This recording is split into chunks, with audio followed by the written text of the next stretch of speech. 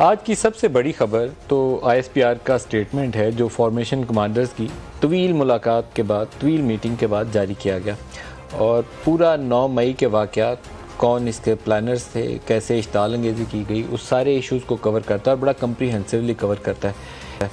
एक चीज़ जो इस स्टेटमेंट से, मैं अभी उसकी आपको तफसील भी बताता हूँ, जो बड़ी खुलकर सामने नज़र आती है, वो ये नज़र आती है कि फ़ौज के अंदर बहुत सख्त किस्म की कमिटमेंट और रिज़र्व मौजूद है कि जो 9 मई के वाक़यात के अंदर लोग मुलव्वस थे, खा वो ग्राउंड पे जलाओ घिराव कर रहे थे या उसकी मनसूबाबंदी या इश्ताल अंगेज़ी में मुलव्वस थे, वो किसी को छोड़ेंगे नहीं, खा वो जितना मर्ज़ी ताकतवर हो, सबको कानून के शिकंजे के नीचे लाकर सज़ा का अमल जो है उसको मुकम्मल किया जाएगा।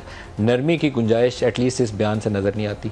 और मुमकिन तौर पर बाज़ चीज़ें अगर पढ़ें इसकी स्टेटमेंट, जो ख़ास तौर पर इंग्लिश वाला उसका टेक्स्ट है, तो कुछ इंडिकेशंस ऐसी मिलती हैं कि मुमकिन तौर पर इमरान खान या फ़ौज के कुछ रिटायर्ड लोग जिन्होंने इस इश्ताल अंगेज़ी के माहौल को पैदा किया, लोगों को इश्ताल दिलाया और फिर 9 मई को जो कुछ हुआ, तो उसके नतीजे में उनके ऊपर भी भारी वक्त, मुश्किल वक्त आ सकता है। एटलीस्ट मेरी ये रीडिंग है कि इमरान खान और कुछ रिटायर्ड लोगों के लिए कुछ मुश्किल वक्त आइंदा आने वाले दिनों में आने वाला है। स्टेटमेंट की एटलीस्ट रिफ्लेक्शन, उसकी फील जो है, उसकी स्पिरिट जो है मुख्तलिफ जुमलों की, उसके अंदर से तो एटलीस्ट पढ़ने के बाद यही एहसास होता है। 3-4 कुछ हमने मोटे मोटे उसके जो नुकात निकाले हैं, बड़े सख्त किस्म के बयान हैं, आपको पढ़ के सुनाता हूँ। 9 मई को रियासत और रियासती अदारों के ख़िलाफ़ बगावत की गई। इसका अगर मैं इंग्लिश टेक्स्ट पढ़ूँ, ये बगावत का जहाँ पे वो वजाहत करते हैं, तो आपको अंदाज़ा होगा कि वो कितना गम और गुस्सा भी है, लेकिन उसको किस अंदाज से वो देख रहे हैं। एक तो वो कहते हैं स्पीडी ट्रायल्स करेंगे, लेकिन ये जो रिबेलियन वाला इशू है, ये मैं पढ़ के आपको सुनाता हूँ। It has been further stressed that while the legal trials of perpetrators and instigators have commenced, it is time that noose of law is also tightened around the planners and masterminds who mounted the hate ripened and politically driven rebellion। ये अगर आप इन जुमलों के तर्जमे आसान लफ्ज़ों में कर लें तो वो सियासी लोग भी जिन्होंने इश्ताल दिलाने में और इस 9 मई के साने को करने के अंदर रोल अदा किया, उन पे भी भारी वक्त है। और वो रिटायर्ड लोग जो इसके ऊपर कोई सोशल मीडिया पे खेलता रहा है, कोई ये प्रोपेगेंडा करता रहा कि आर्मी चीफ तो जाने ही वाला है, फ़ौज के अंदर तो लोगों ने आवाज़ उठाना शुरू कर दी है, तो बस और 8-10 दिन की बात है, सारा कुछ लपेटा जाएगा और फिर PTI की इमरान की हुकूमत आने वाली है। ये बाकायदा एक प्रोपेगेंडा था, आर्मी चीफ की अथॉरिटी को चैलेंज किया जा रहा था, तो उन सारों के लिए मुश्किल वक्त आने वाला है। शोहदा की यादगारों, जिन्ना हाउस की बेहरमती करने वालों को आर्मी एक्ट और ऑफिशियल सीक्रेट एक्ट के तहत कैफले किरदार तक पहुँचाया जाएगा। वक्त आ गया है कि 9 मई के मनसूबा साजों और मास्टरमाइंड्स के ख़िलाफ़ कानून का शिकंजा सख्त किया जाएगा। फ़र्ज़ी इंसानी हकूक़ की खिलाफ वर्जियों के पीछे पनाह लेने की तमाम तर कोशिशें बेसूद हैं। इंसानी हकूक़ की खिलाफ वर्जियों और सियासी सरगर्मियों को रोकने के बेबुनियाद इल्ज़ामात का मकसद आवाम को गुमराह करना है। कसरत से जमा किए गए नाकाबिल तरदीद शवाहिद को ना झुटलाया और ना ही बिगाड़ा जा सकता है। मुल्क दुश्मन अनासर और इनके हामी प्रोपेगेंडा के ज़रिए इंतशार पैदा करने की कोशिश कर रहे हैं। अवाम और मुसल्लह अफवाज का आपस में गहरा ताल्लुक़ है। ये वो बयान है जो आइंदा आने वाले दिनों में 9 मई के हवाले से जो भी कार्रवाई होगी उसकी बुनियाद बनेगा। और बहुत सारे लोगों के लिए जो इस 9 मई के साने के ज़िम्मेदार हैं, इस यौम स्याह के ज़िम्मेदार हैं, उनको भागने की जगह नहीं मिलेगी। एटलीस्ट जो कमिटमेंट और रिजॉल्व है वो उससे यही चीज़ ज़ाहिर हो रही है। एक और जो बड़ी ख़बर कल लाहौर के अंदर डेवलपमेंट होने जा रही है, और उसकी अभी बहुत ज़्यादा डिटेल्स में आपसे शेयर नहीं कर सकूँगा, लेकिन प्रोग्राम के आगाज़ में मैं चाहूँगा कि उसकी तरफ भी इशारा करें। बहुत सारी सियासी जमातें आइंदा आने वाले दिनों में शायद मौजूदा अपनी शक्ल सूरत बरकरार ना रख सकें। ये मेरी एक रीडिंग है कि इतनी तोड़ फोड़ हो रही है। एक पॉलिटिकल इंजीनियरिंग का अमल है जो इस वक्त चल रहा है पाकिस्तान के अंदर।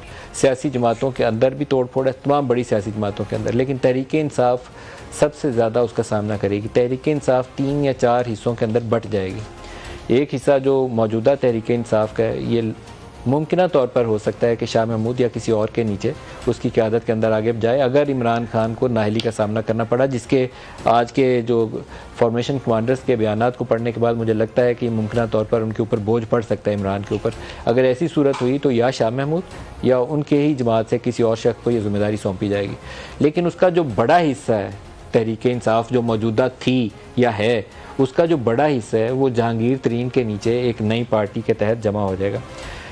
जहांगीर तरीन मुमकिन तौर पर कल लाहौर के अंदर कल शाम में एक प्रेस कॉन्फ्रेंस के अंदर अपनी सियासी जमात के क़याम का ऐलान करेंगे। जिस सियासी जमात का नाम, जो मुख्तलिफ नाम पहले सामने आए थे, उसके अंदर ये था कि उसके अंदर एक नाम इंसाफ का लफ्ज़ वो शामिल करेंगे, पाकिस्तान इंसाफ पार्टी, ऐसे नाम सामने आ रहे थे। लेकिन अब हमारी जो ताज़ा तरीन इतलात ये हैं कि उस सियासी जमात का नाम होगा Istehkam Pakistan Party. Istehkam Pakistan Party, IPT कर लें इसको, वो PTI थी, IPT बन जाएगी। और इसके अंदर पहले ये था कि हाशिम डोगर का एक ग्रुप अलहदा के तौर पर वो डेमोक्रेट्स का एक ग्रुप उन्होंने बनाया हुआ था, लेकिन अब वो ज़्यादातर लोग जैसे मुराद रास हैं तो वो आज जहांगीर तरीन से मुलाकात कर गए हैं, बाकी लोग उनके साथ शामिल हो रहे हैं। अलीम खान एक और बड़ा नाम है जो जहांगीर तरीन के साथ आज ही रात ये लोग सारे इकट्ठे होंगे और सियासी ओहदा किसके पास कौन सी जिम्मेदारी जाएगी उसके ऊपर भी फैसला होगा। जहांगीर तरीन के पास अभी लाइफ टाइम डिस्क्वालिफिकेशन है, जैसे नवाज शरीफ के ऊपर है, तो वो पार्टी ओहदा ऐसे शख्स के पास हो नहीं सकता। ये अभी तक का कानून और सुप्रीम कोर्ट का फैसला यही है। अगर ऐसी सूरत होती है तो जहांगीर तरीन की शक्ल क्या पार्टी लीडर की होगी, पैटर्न इन चीफ की होगी या कोई और होगी, अलीम खान का क्या रोल होगा, ये चीज़ें शायद आज रात को ये लोग फाइनलाइज करेंगे। जैसे ही हमें अपडेट्स मिलेंगे तो आपके साथ शेयर करेंगे। आज 81वीं फॉर्मेशन कमांडर्स की मीटिंग के अख्ताम पर जो फ़ौज की तरफ से प्रेस रिलीज जारी की गई, उसके अंदर वाज़ेह अंदाज से बता दिया है कि 9 मई का वाक़या अब भी बहुत अच्छी तरह याद है। ना सिर्फ याद है बल्कि ये भी याद है कि इस वाक़े के पीछे जो अनासर थे उन पर गिरफ्त आहनी करनी है।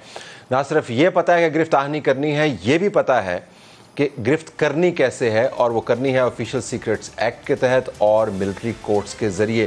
साथ ये भी बताया गया कि ना सिर्फ वो लोग जिन्होंने बाकायदा इसके अंदर शिरकत की, जिन लोगों ने प्लानिंग की, उसके अंदर लफ्ज़ इस्तेमाल किया गया, इट इज़ टाइम कि उनका भी एहतसाब किया जाए। इसके बाद अब ये वाज़ेह अंदाज से हम कह सकते हैं कि इमरान खान की तरफ से जो बार बार बात की जा रही थी कि मैं तो फ़ौज के साथ बात करना चाहता हूँ, अपने बयानियों को छोड़े बग़ैर, अब उसके दरवाजे मुकम्मल तौर पर बंद हो गए हैं। आज पाकिस्तान की बार्स ने अपने एक एलामिया जारी किया जिसके अंदर इज्तिमाई सोच की तरफ उन्होंने सबको मदऊ किया और ये भी कहा कि जिन लोगों ने 9 मई का वाक़या किया है उनको करार वाक़ई सज़ा देनी चाहिए। उसकी मजम्मत भी की, लेकिन साथ ये भी कहा कि सिविलियंस का ट्रायल जो है वो सिविलियन कोर्ट्स के अंदर ही होना चाहिए। तमाम सियासी मंजरनामे पर हमने आज पैनल तश्कील दिया है, उनका तारुफ मैं करवा देता हूँ। हमारे पास स्टूडियोज़ में मौजूद हैं हसन साहब जो चेयरमैन है executive committee Pakistan bar council, आपका बहुत शुक्रिया, आपने हमें ज्वाइन किया। हमें अताउल्लाह तारड़ साहब ज्वाइन कर रहे हैं, वज़ीर आज़म के मुआवन हैं बराए दाखिला व कानूनी मामलात, तारड़ साहब आपका भी शुक्रिया। सेनेटर परवेज़ खान साहब पाकिस्तान पीपल्स पार्टी की तरफ से उनका बहुत शुक्रिया, और हफीज़ुल्लाह नियाज़ी तज्ज़ियाकार उनका भी शुक्रिया। क्विकली अगर मैं पाश साहब आपसे पूछ पाऊँ, आपकी बार वकला की नुमाइंदा सबसे बड़ी फोरम ने यह कह दिया कि सिविलियंस का ट्रायल होना चाहिए सिविलियन कोर्ट्स के ज़रिए, आर्मी इज़ सेइंग कि नॉट रियली, तो अब आप देखते हैं कि मामला किस तरफ जाएंगे? देखें तलत साहब, बात ये है कि ये आज का हमारा स्टैंस नहीं है, ये बार एसोसिएशंस और बार काउंसिल्स का शुरू से स्टैंस है कि आर्मी एक्ट 1952 में अमेंडमेंट होनी चाहिए और सिविलियंस के जो केसेस हैं वो आर्मी कोर्ट्स के बजाय ऑर्डिनरी कोर्ट्स में होने चाहिए। आपने एक पैरेलल निज़ाम ऑलरेडी बनाया हुआ है और जिसको ATA के तहत ATC कोर्ट्स वर्क कर रही हैं, और उन जजेस के पास जो वसाइल जो इख्तियारात आपने दिए हैं वो हाई कोर्ट के जजेस के पास भी नहीं है, और बाकायदा उनके स्कॉट हैं, उनको गाड़ियाँ दी गई हैं, उनको ऐसा पूरा सेटअप ऐसा बना के दिया गया है, और उस एक्ट में लिखा है कि आपने जिस दिन ये चार्ज फ्रेम करना है विदिन 7 डेज़ ट्रायल करके मुकम्मल करना है। ज़्यादती वो करते हैं कि वो जज साहबान ऑर्डिनरी कोर्ट्स के वो उस दिए गए मैंडेट के ऊपर पूरा नहीं उतरते। लेकिन जब हम बात कर रहे हैं तो कानूनी तौर पर जो आर्मी एक्ट है जब वो अमेंड होगा तब होगा, अभी नहीं हुआ, लेकिन ये है तो एक आईनी फ्रेमवर्क। जी, ये इसकी जो हिस्ट्री है वो थोड़ी सी बताता चलूँ कि आर्मी एक्ट 1952 में बना और 1967 में फील्ड मार्शल अयूब खान जो कि उस वक्त के आमर थे, उन्होंने ये अमेंडमेंट लाई 21D में, सेक्शन 21D में। और वो अमेंडमेंट, अब बात ये है कि जब भी कोई इक़्तिदार में होता है तो वो इस चीज़ को नहीं सोचता कि ये कल मेरे गले पड़ना है। लेकिन हिस्ट्री के बावजूद कता कलामी एज वी स्पीक ये हमारी लीगल जो स्ट्रक्चर है उसका हिस्सा है। जी है, वो तो है। उसके ऊपर आप ये तो कह सकते हैं कि ये एक नामाकूल किस्म का कानून है और नहीं, इसके अंदर सिविलियन का ट्रायल होना चाहिए। लेकिन उसमें जो शिक है जिसमें ये लिखा हुआ है कि जो मिलिट्री मामलात हैं, मतलब इंस्टॉलेशंस हैं, रिसोर्सेज हैं, लोग हैं, उनके ऊपर अगर कोई हमला होता है तो उसका ट्रायल होगा। तो ये ऐसा नहीं है कि हर सिविलियन का आपका मेरा ट्रायल हो रहा है। ये जो लोग मुलव्वस हैं मिलिट्री इंस्टॉलेशंस के ऊपर 9 मई के वाक़यात में, उनके ट्रायल की बात हो। जी बिल्कुल, वो तो है। देखिए, एक लॉ एग्जिस्ट कर रहा है और शायद उसी का बेनिफिट लेके आर्मी ने ये फैसला किया है कि आर्मी कोर्ट्स में उनका ट्रायल किया जाए। तीसरी प्रेस रिलीज है जिसके अंदर कहा जा रहा है, और इनको अभी कोई आइन में अमेंडमेंट करने की ज़रूरत नहीं है। ऑलरेडी कोर्ट्स फंक्शनल हैं। ये नहीं है कि आज ये कोर्ट्स सेटअप करेंगे। आर्मी एक्ट के तहत कोर्ट्स फंक्शनल हैं। उनके अपने जो पर्सनल हैं, जो ऑफिसर्स, जो जवान हैं, उनका आर्मी ट्रायल मुसलसल हो रहे हैं। तो यहाँ पे आप देखें कि पिछले 3.5-4 साल दौर में जो तहरीक इंसाफ का दौर था, उसमें भी 25 सिविलियंस के केसेस का ट्रायल आर्मी कोर्ट्स में हुआ, जिसमें सज़ाए मौत भी दी गई। और ऐसे और भी केसेस हैं जो कि एक ख़त लिखने पे हसन अस्करी साहब ने के बेटे का वो ख़त था, उस पर आर्मी कोर्ट में ट्रायल हुआ। तो ये तो हो रहे हैं। और किसी ने तहरीक इंसाफ ने उस वक्त ये कहा था, चेयरमैन उनके, कि मेरा तो बस चले तो तमाम दहशत गर्दों के जो ट्रायल हैं वो आर्मी कोर्ट्स में हो। पहले मौका नहीं होगा कि इमरान खान के अल्फाज कहे, उनके सामने एक भयानक अंदाज से खड़े हो गए। ये पहला मौका तो नहीं है।